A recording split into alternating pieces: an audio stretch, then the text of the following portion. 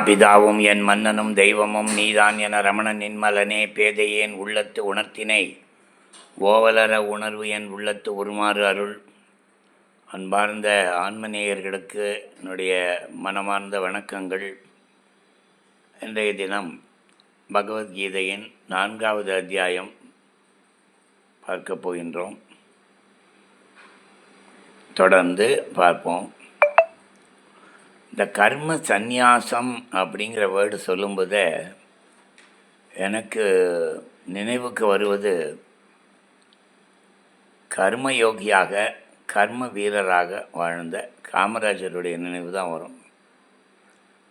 அரசியலில் சிலர் தான் அப்படி இருந்திருக்க முடியும்.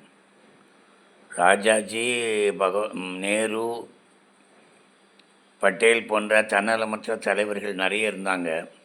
ஆனால் காமராஜர் ஒரு 9 ஆண்டுகள் அதாவது தலைவராக ஆட்சி செய்தபோது தமிழ்நாட்டு முதல்வராக அவர் ஆட்சி செய்த காலம் இன்னும் பொற்காலமாகத்தான் விளங்குகிறது. இது ஒரு பெரிய ஆச்சரியமான விஷயம். இந்த கர்மயோகம் அப்படின்னா அந்த கர்மயோகிக்கு முழுமையான பாத்திரமாக இருந்தவர் காமராஜர். அதாவது அவருக்கு எல்லா விதமான ஆதரவும் இருந்தது. அவர் பிராமணர்களுடைய ஆதரவையும் பெற்றிருந்தார், பெரியாருடைய ஆதரவையும் பெற்றிருந்தார். எந்த இடத்துலையுமே அவர் இவங்களை சரி கட்டிக்கலாங்கிற வேலையே இல்லை. எல்லாரோடையும் யார் யாருக்கு என்ன தேவையோ அதை கொடுத்தார். அவர் சமுதாய எண்ணத்தோடு தான் இருந்தார். சமுதாய நோக்கம்தான் அவருக்கு.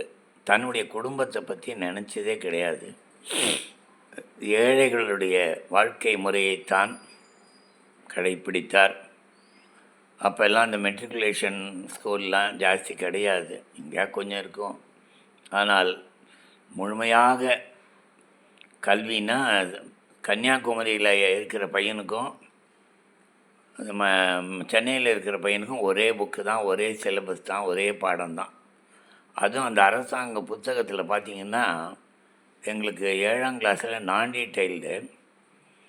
அதில் விவேகானந்தர், நெல்சன், நெப்போலியன், அலெக்சாண்டர், ஹொரேஷியஸ், அப்புறம் இந்த மாதிரி உலகத் தலைவர்கள் பற்றியெல்லாம் புக்கு அருமையாக இருக்கும். பாடங்கள்லாம், அதாவது தமிழ் நீதி பாடங்களும் அப்படி தான். ரொம்ப ரொம்ப ரொம்ப பிரமாதமாக இருக்கும். கொஸ்டின் பண்ண முடியாத அளவுக்கு பிரமாதமாக இருக்கும் இந்த காலகட்டத்தில். இது கல்வியில் எல்லாருக்கும் இலவச கல்வி.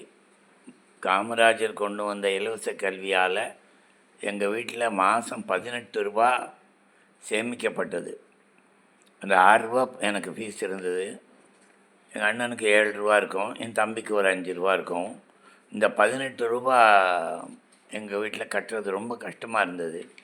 ஆனால் காமராஜர் அந்த குழந்தைங்க என்ன பண்ணிச்சு, என்ன அரசாங்க உத்தியோகத்தில் சம்பாதிக்க போகிறாங்க, அந்த குழந்தைகளுக்கும் இலவசம் பண்ணி எல்லாருக்கும் இலவச கல்வின்னு கொண்டு வந்தார்.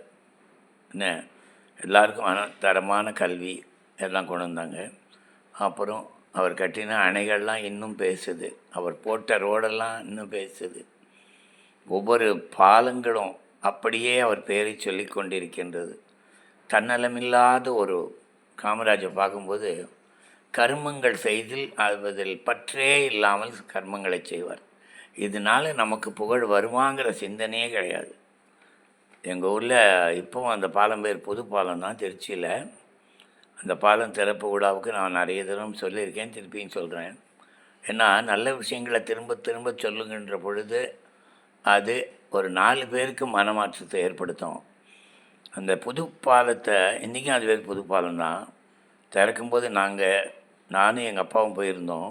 அப்போது காமராஜ் சொல்கிறாரு, இந்த பாலம் யார் கட்டினாங்க, தமிழக அரசா இல்லை காங்கிரஸ் அரசாங்கமா? இல்லை, இது உங்கள் பணம், உங்கள் பணத்தில் நாங்கள் கட்டியிருக்கோம், நாங்களாம் ஒரு கருவியாக இருந்திருக்கோம், உங்கள் நன்மைக்காக தான் இதெல்லாம் செய்யப்பட்டது, நீங்கள் தான் அது பண்ணியிருக்கீங்க, நான் இல்லை அப்படிங்கிற வார்த்தையை ஒரு சபையில் சொல்லுவார். பொதுக்கூட்டங்களில் பார்த்தா கூட அவருக்கு துண்டெல்லாம் போடும்போது உடனே யாருக்கேன்னு விநியோகம் பண்ணிடுவார். நேரு கூட இந்த மாலைகளை எல்லாம் தூக்கி தூக்கி போடுவார். ஆனால் காமராஜர் என்ன பண்ணுவார், அதை உடனே அதை எடுத்துன்னு போய் யாருக்கேன்னு அங்கேயே இருக்கிறவங்களுக்கே தூக்கி போட்டுருவார். அந்த மாதிரி ஒவ்வொரு செயலிலும் அதே போல் மதிய உணவுங்கிற ஒரு திட்டம் அந்த காலத்தில் அது சிறிய அளவில் தான் நடந்தது. நாங்கள்லாம் கிளாஸ் பசங்க, நாங்கள் தான் போய் அந்த இட்லி அந்த கோயிலில் போய் பட்டை சோறெல்லாம் வாங்கிட்டு வருவோம், இந்த மத்தியானம் ஏழைப்பட்ட குழந்தைகளுக்கு கொடுப்பதற்காக. அந்த மனசை பாருங்கள். அதைத்தான் இந்த இடத்துல கிருஷ்ணன் சொல்கிறான், எல்லா பூதங்களின் ஆத்மாவே தன்னுடைய ஆத்மா என்று எவன் கருதுகிறானோ அவன்தான் ஆத்ம தத்துவத்தை அறிந்தவன், மனம் வாக்கு காயத்தால் பற்றில்லாமல் இருந்தவன், எல்லோரையும் சமமாக பார்ப்பவன், வருத்தம் சுகம் இல்லாதவன். தன்னை புகழ்ந்து கொள்ள மாட்டார் காமராஜர். யாரேன்னு பேசினா போரும் நிறுத்துங்கிறேன், என்ன பேச வந்து அதை பேசுங்க அப்படின்வார். புறப்பொருள்களில் அவருக்கு விருப்பமில்லை. ஆத்மாவில் சுகம், ஆத்மாவில் விருப்பம், ஆத்மாவிலேயே வெளிப்பறவன். ஆத்மாங்கும்போது இவரை பொறுத்த வரைக்கும் நாடும் நாட்டு மக்களும் தான் அவங்களுடைய சுகத்தை தான் நினைச்சார், அவர்களுடைய விருப்பத்தை தான் நினைத்தார். காந்தி அவருடைய நினைவு நாள் அன்று, அதாவது காந்தியோட பிறந்த நாள் அன்றைக்கி இவருடைய நினைவு நாளாக அமைந்தது. அப்பேற்பட்ட ஒரு பெரிய மகான் இந்த கர்மயோகத்தை பற்றி பேசும்போது அவருக்கு தான் நான் அதனை அர்ப்பணம் செய்கின்றேன். இவ்வாறு கர்ம பலனில் பற்றில்லாமல் செயலாற்றுபவன் சந்நியாசி. இவன் தான் சந்நியாசி. அக்னி காரியம் பண்ணாதவன் சந்நியாசி அல்ல. எவன் தான் செய்கின்ற கர்மங்களில் பற்றில்லாமல் செய்கிறானோ அவனே சந்நியாசி, யோகி என்ற கருத்தை கிருஷ்ண பகவான் 6ஆம் அத்தியாயத்தில் கூறுகிறார். நாளை அதை தொடர்ந்து பார்ப்போம்.